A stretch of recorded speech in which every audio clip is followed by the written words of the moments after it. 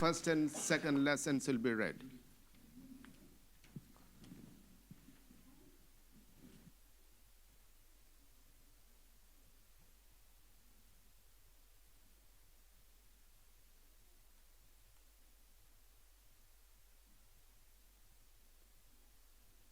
Today's first lesson is taken from 2 Kings chapter 5, verses 1 to 14. 2 Kings chapter 5, verses 1 to 14. Now Naaman was commander of the army of the king of Aram. He was a great man in the sight of his master and highly regarded, because through him the Lord has given victory to Aram. He was a valiant soldier, but he had leprosy.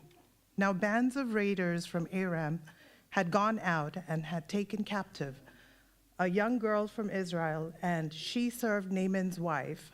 She said to her mistress, "If only my master would see the prophet who is in Samaria, he would cure him of his leprosy."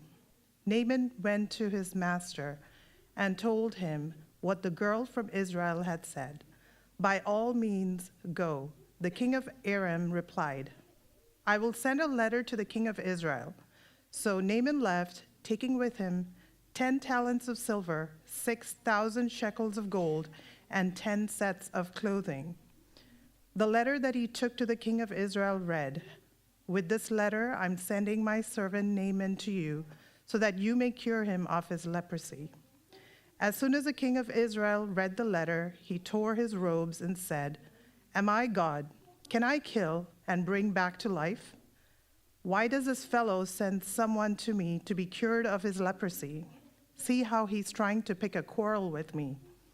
When Elisha, the man of God, heard that the king of Israel had torn his robes, he sent him this message: "Why have you torn your robes? Have the man come to me, and he will know that there is a prophet in Israel." So Naaman went to with his horses and chariots and stopped at the door of Elijah's house. Elisha sent a messenger to say to him, "Go wash yourself 7 times in the Jordan, and your flesh will be restored and you'll be cleansed."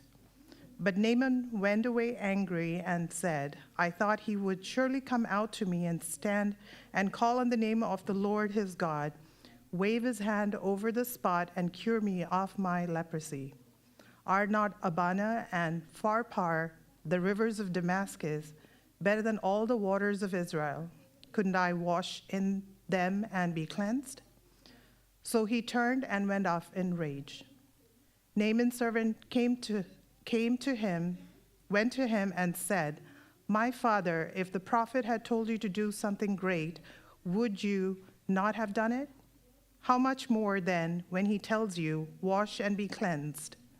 So he went down and dipped himself in Jordan 7 times, as the man of God had told him, and his flesh was restored and became clean like that of a young boy. Here ends the first lesson.